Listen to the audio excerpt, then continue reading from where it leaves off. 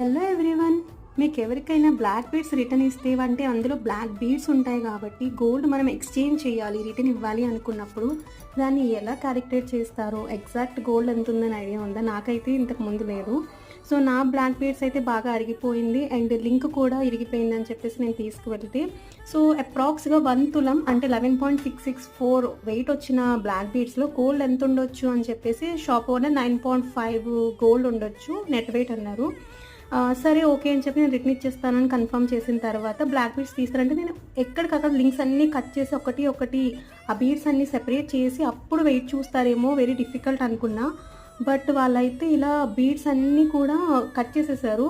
So ఆ chain మొత్తాన్ని wait చూసారనమాట. So 1 తులం అంటే 11.664 ఉన్న టోటల్ వెయిట్లో నాకు 9 గ్రామ్సే వచ్చింది ఇప్పుడు. సో కొన్నప్పుడు ఎంత కొన్నాను కూడా గుర్తులేదు, బట్ ఇచ్చినప్పుడు చాలా బాధ అనిపించింది కానీ ఇంకా తప్పలేదు.